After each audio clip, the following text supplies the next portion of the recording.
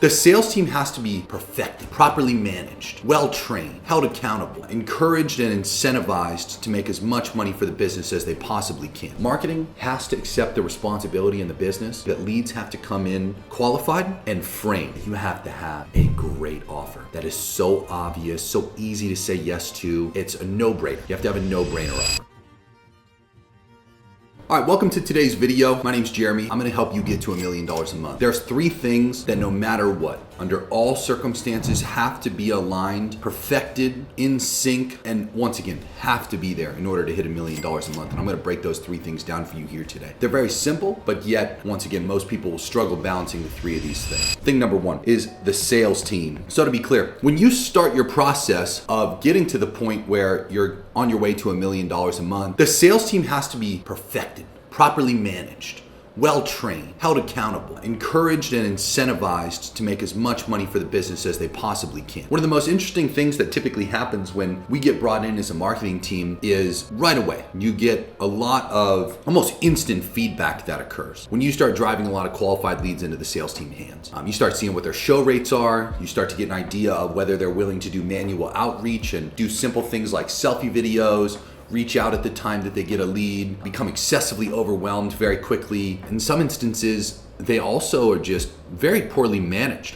We've had a lot, believe it or not, of clients that, we've gotten to $1 million a month, but these 3 things were not very locked in when we first got started with them and we had to tweak these. Sales is generally the thing that out of these 3 different categories requires the most tweaking, believe it or not. And this is really just comes down to the sales management. A lot of people that are in the $100,000 to $300,000 a month range, surprisingly, they very rarely have proper sales management. So let me describe to you once again what proper sales management is, okay? Sales management, from my perspective, as somebody who used to work with a sales trainer full-time for one of my first jobs, I got to see it up close and in real time how this worked. Every day before these people even came into the office, they had to watch 6 different training videos from this particular sales manager's course library, okay?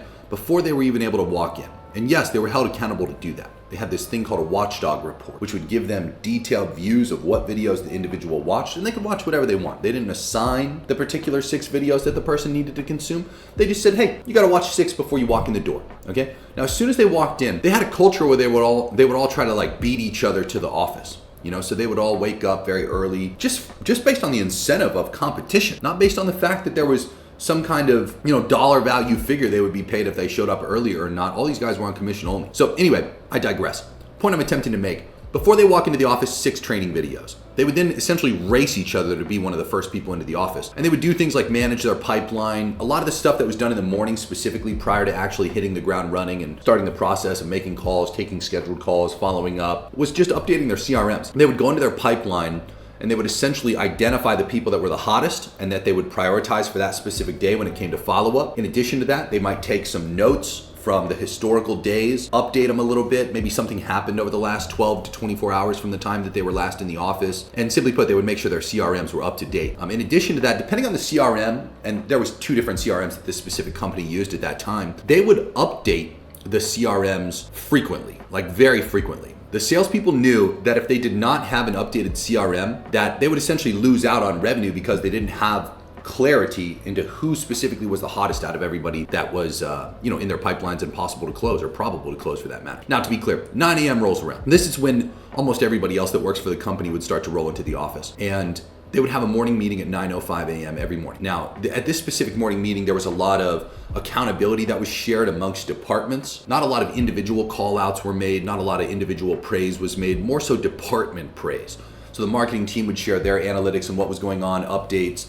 The sales team as a collective, once again, not necessarily as individuals, would give their updates on, KPIs, revenue statistics, projections, what they were excited about, what they might need help with. And in addition to that, in that same morning meeting, there was a lot of information shared from the company, meaning general updates, in addition to that, some inspiration and just what's going on, okay?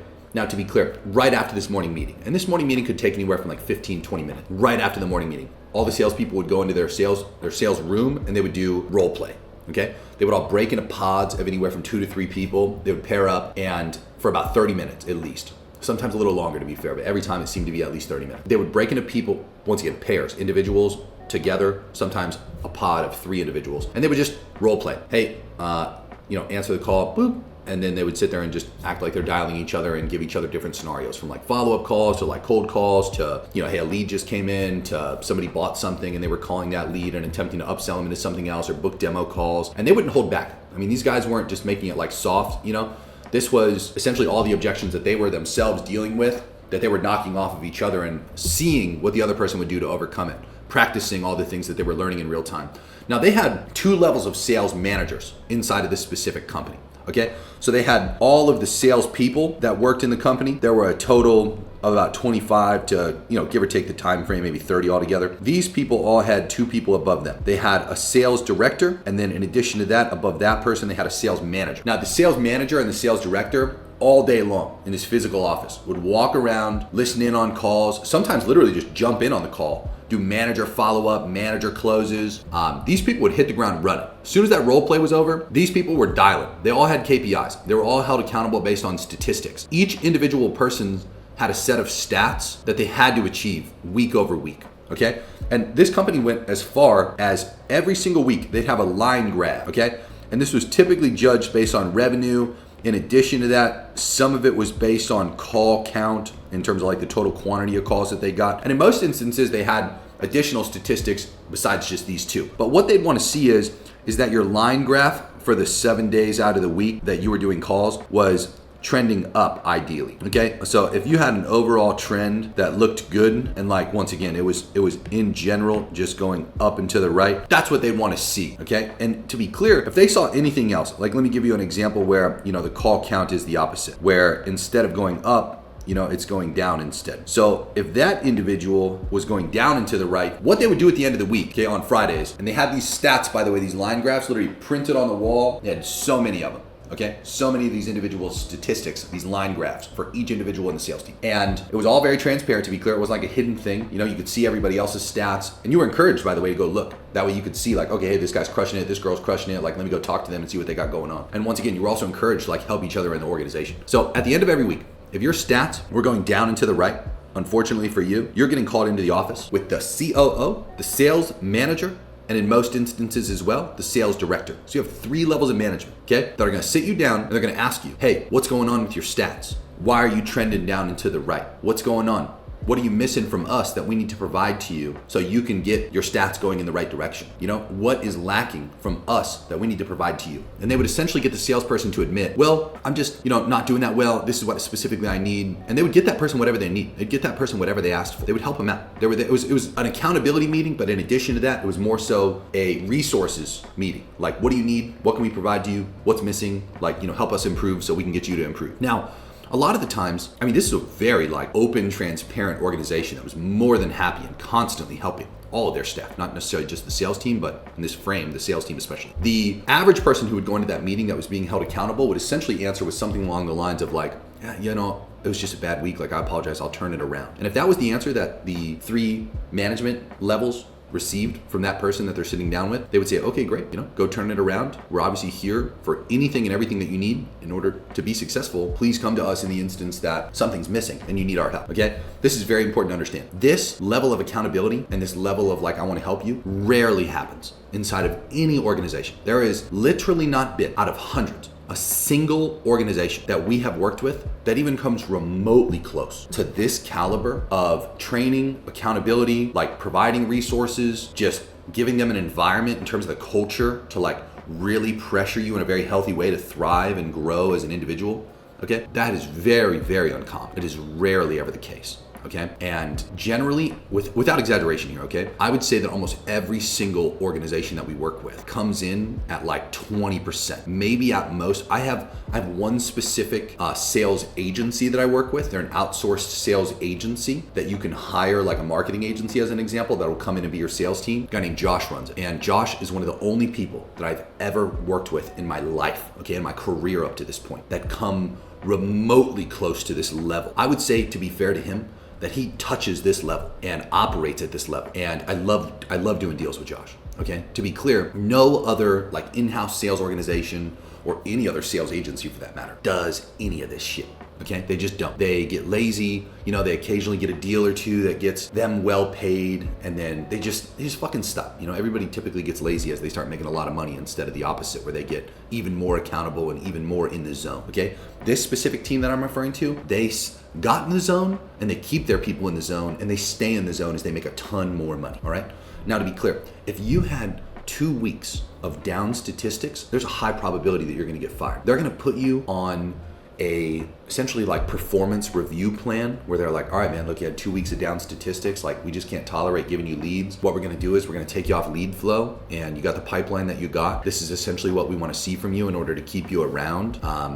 Once again, anything and everything that you need from us, come to us and let us know. But I mean, look, you fail. It is what it is, but we unfortunately can't tolerate and won't tolerate keeping you around if you fail to perform. Now, here's my point with this. On a month-over-month basis, okay, they would cut the bottom 10% of the sales organization. So if they had 25 to 30 people, anywhere from like 2 to 3 of those people on a month-over-month basis would get fired, let go, and they would bring in like 2 to 4 more new people the following month, train them up, and you would be amazed at how well running your sales organization in this specific way makes everything just work perfect. Okay, this level of accountability in the salesperson doing training, having a set amount of calls, follow-up calls, expectations on their CRM management, like all this stuff makes a tremendous difference. And then in addition to that, once again, the weekly accountability, the day-by-day accountability, the regimen and the routine. Almost every salesperson I've ever met not only prefers, but needs a structure to thrive within. It's very rare that you can just let a salesperson run completely wild with no like parameters to operate within and see a lot of success from those individuals. They need a structure. So to be clear, sales, cornerstone number 1, very important, critical to get success with, and has to be dialed in order to have $1 million months. Okay, number 2, and this one is equally important. All 3 of these, I want to be very fair in saying, are equally important to one another. There's not one of these 3 things that is more important than the last. All 3 have to be dialed in. All 3 have to be perfected. All 3 have to be balanced. Okay. The second one being marketing. Marketing has to accept the responsibility in the business that, as an example, if it's a lead generation business selling something that's high ticket, they have to take responsibility that leads have to come in qualified and framed. Okay. Most marketers, when we come in and replace a marketer that's already in a business that we eventually will try to get to $1 million a month or get to $1 million a month, we're coming in and typically replacing the marketers that can get qualified leads, but they don't get framed leads. Okay, and this is a big discrepancy that's happening in the modern day marketer's mind, where they'll generate a ton of qualified people. They'll ask the sales team and they'll ask the business owners like, hey, what's a qualified lead? Oh, qualified lead answers with like this, this, and this. And then the marketer will go out and do a great job at generating the people who answer with that, and that. However, they come in poorly framed. They come in with a low level of interest. They come in more curious than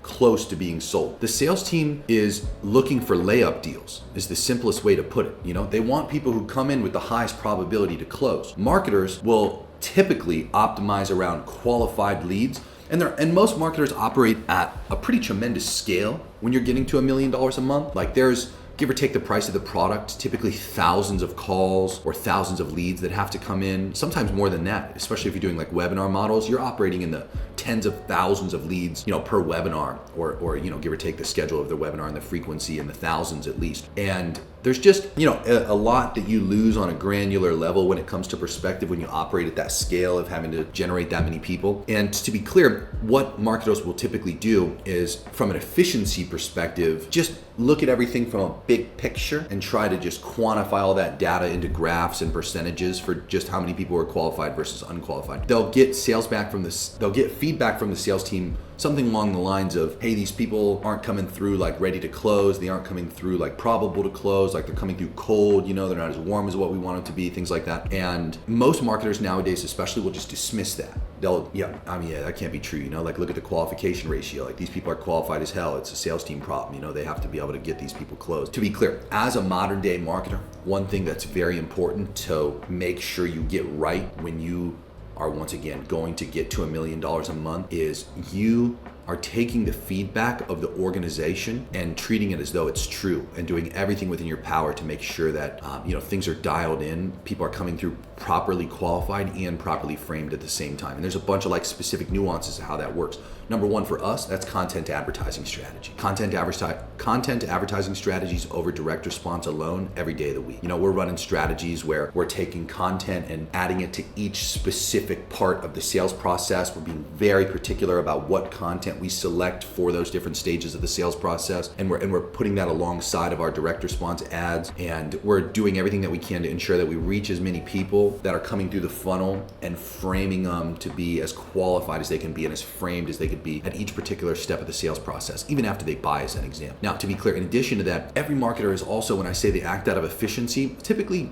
they bias towards laziness. So email marketing is a great example of that. Same thing with text marketing automation. There's so many different opportunities when it comes to context that can be leveraged with proper segmentation in order to follow up with people and generate a higher quality lead going to the sales organization, or specifically coming through to whatever automated processes where people are going to purchase. A great example of this isn't even a lead generation business. There's a company I love to buy from. It's called Fear of God. Fear of God is a clothing brand. A guy named Jerry Lorenzo runs it out in Los Angeles, California. Now, to be clear, Fear of God sells rather expensive clothing in comparison to a normal, run-of-the-mill piece of clothing that you could compare it to. The quality is exceptional. It's very nice quality of clothing. And it's just a great brand. I love it. However, they have a lot of data on me that they never leverage, okay? I only buy black clothes from them. I've literally never bought a single piece of clothing from them that is not the color black. I live in Miami, Florida. It's another great point to leverage. What's the average temperament here in Miami, Florida? Well, it's typically hot. I don't typically buy sweaters from them. I have, to be fair, bought, I believe, 2 sweaters in the history of me purchasing from that brand. I have bought a button-down shirt that I wear to nice dinners that I go to. I also have bought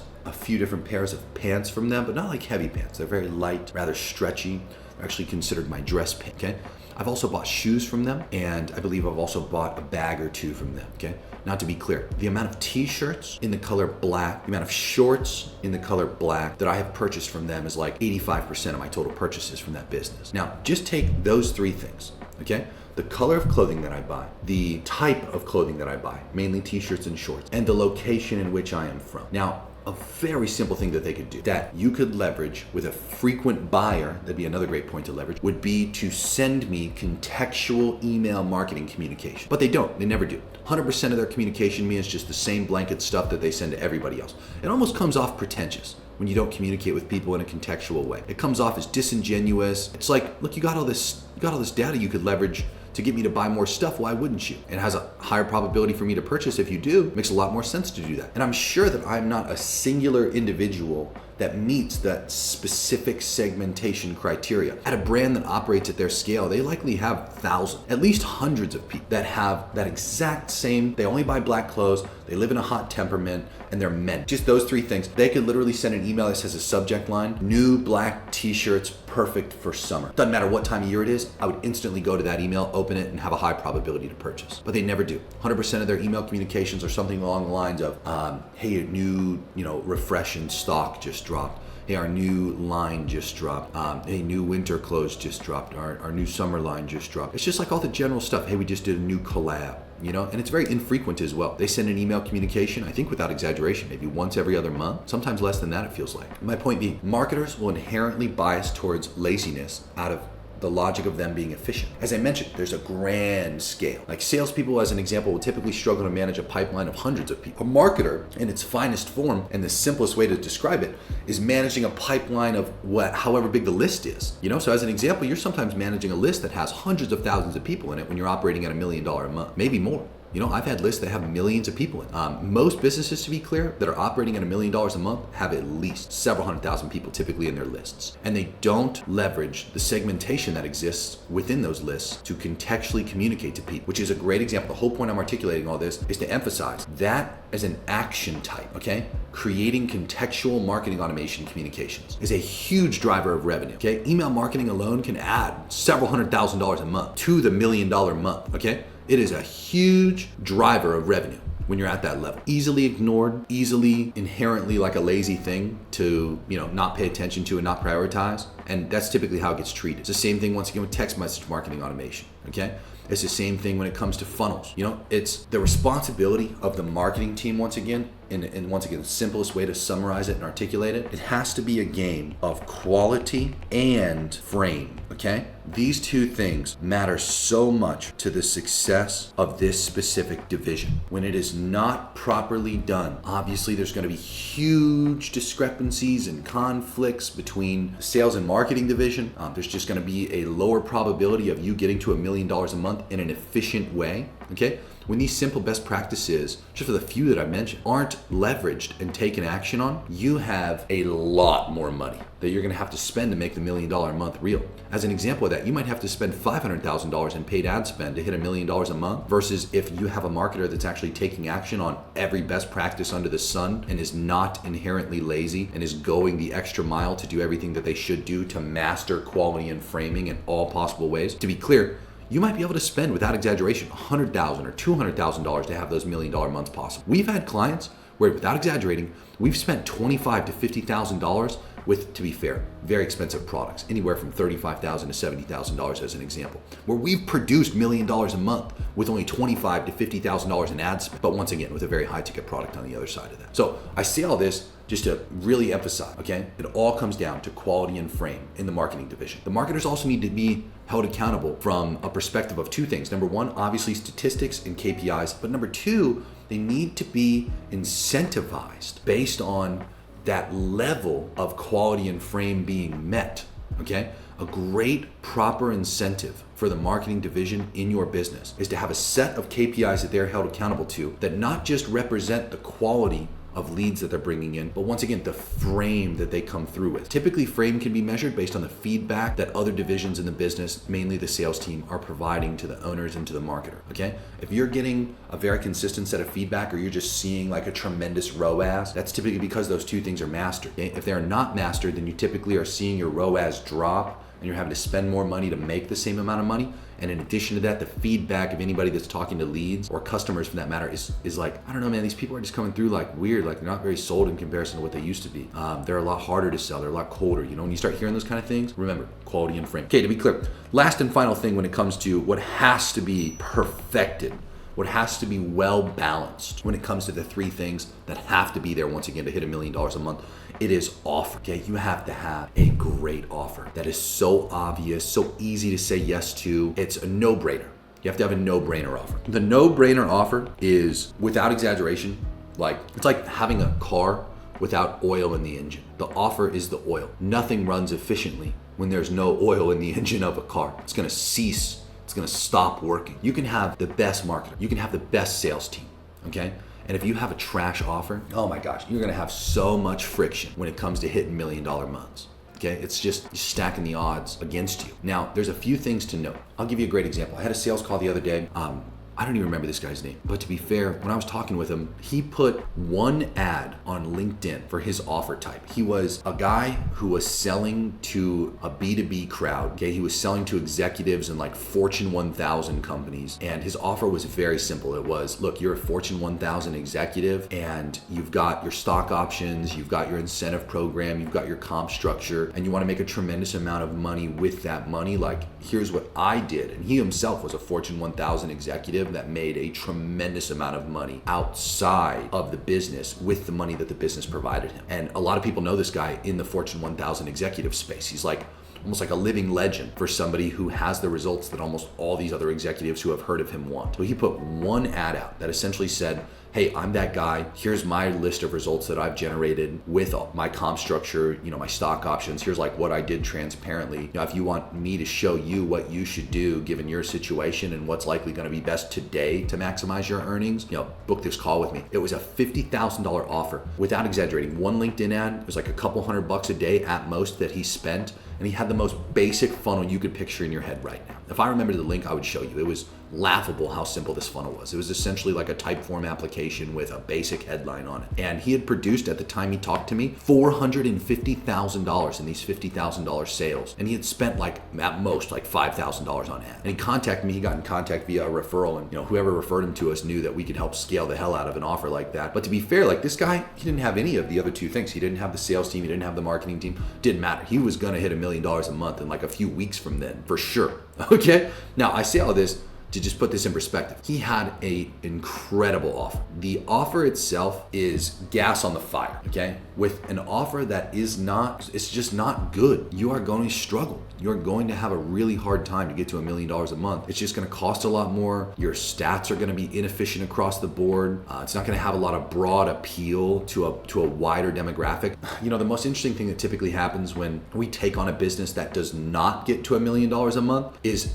will find that they got to $100,000 to $300,000 a month by selling exclusively to an in-market demographic that is really probable to purchase, has very little friction and needs help and like has that problem. But there's a very, very small percentage of that type of person that exists, and they run through that type of person very quickly. And then when they get into contact with us and they need us to come in and help, and we start running paid advertising and you know, we start trying to do our thing, what happens is like we'll get leads that'll be coming through like at a really high cost. We'll get a lot of friction from the sales team. Like a lot of people just won't show up. It's not something they care about. It's not something they're prioritizing, solving, or purchasing. Sales team will have a very long sales cycle, and at the time that somebody typically does purchase, it's like your ROAS, you know, at most might be like 2 to 1 or like 5 to 1 if you're lucky. And I mean, you're fronting cash, you know, for weeks at a time, waiting for it to return. That's just a hard business to scale. In comparison, the hot offers, okay, unreal how low your cost per call will be. You'll just essentially tap into almost an instant demand, like all things in all these different departments, from like marketing to sales to how fast your sales process is, how much money people are willing to give the business,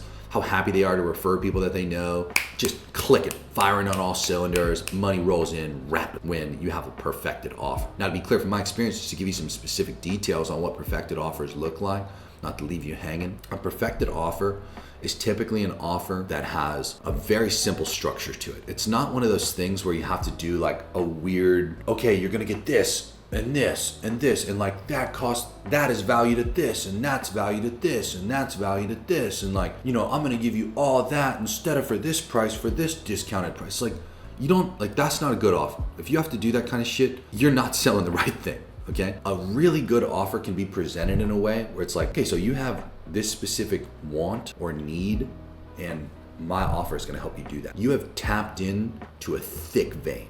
There's a very interesting perspective that I don't think is corny at all. To me, it makes perfect sense. But to some people, I've gotten feedback over the years that like they don't necessarily understand this specific analogy, but for me, it clicks every time. So hopefully it does for you too. If I'm trying to get wet and I go stand, I have like 3 options. Let's say I have a little tiny stream that is barely coming over the ridge of my foot, okay? And the second option that I have is to go stand in a river, but you know, it's like a murky river in the middle of the woods somewhere. It's, you know, maybe at most like knee high in different areas, and it doesn't have a very strong current. Or I can stand under a freaking waterfall, you know, and there's just a tremendous amount of water coming down. So much so it might crush me if I stood under the bottom of the waterfall. And the river itself that specific waterfall flows into is just powerful. Like there's a strong current. You know, people are like whitewater rafting in that specific river. That, like, your ability to tap into that with an offer when you're trying to get wet, okay, and get to $1 million+ a month. You can't go for like the little streams.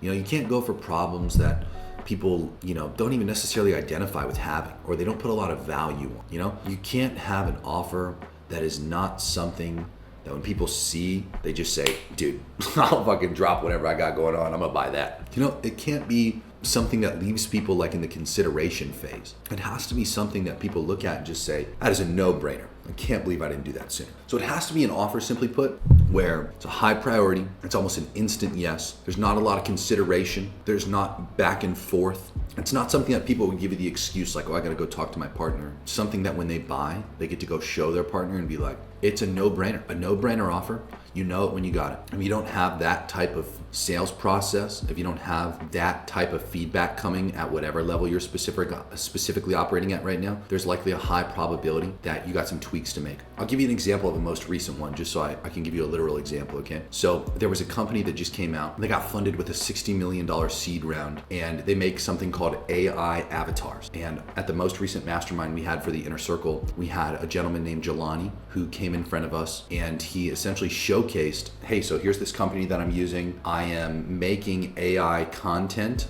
and it looked just like the guy. There's, honestly, you could be watching a video like this and it could literally just be AI Jeremy, and you would have no idea if I was specifically leveraging that company or not. That's how good that specific video company was at making AI avatars. It was insane, okay? And they didn't just do it to where like you had to sit down, like it handled everything. It handled the movement. You could be like walking and talking and it did that perfect. You could do something as simple as uploading like 2 to 5 minutes of video a few times over with just repeating the same exact things. And this thing had tone fluctuations.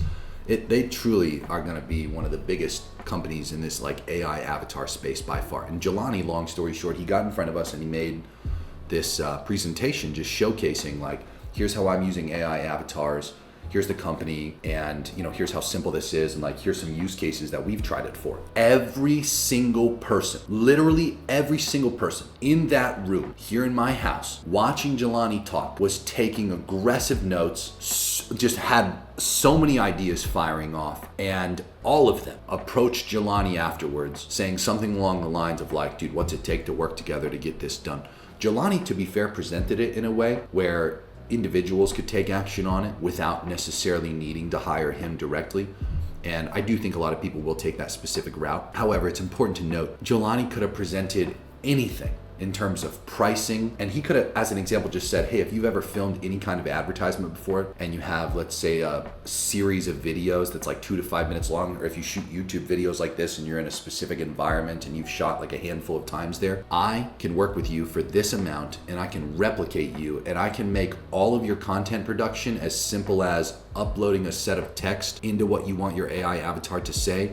We will do all of the editing. We can even go as far as writing all that text for you when you have simple content ideas. We can get you to approve the transcript, and then we can produce 100% of your content for you. We can produce 100% of your advertising for you. And it would have been, without exaggerating once again, like 50 to 70% of the room that would have just said, yes, I'm in, no doubt, let's do it. It's a no-brainer. It was an obvious play. Every single person wanted to do it. It leveraged a cutting edge new tech. It, in addition to that, was very cost effective. It did two things. Number one, it would make people money and it would save people time. Two huge categories of why people spend money on an ongoing basis with a lot of different things in their lives and businesses. This was a no-brainer. It's a huge offer. Lay down deals, okay?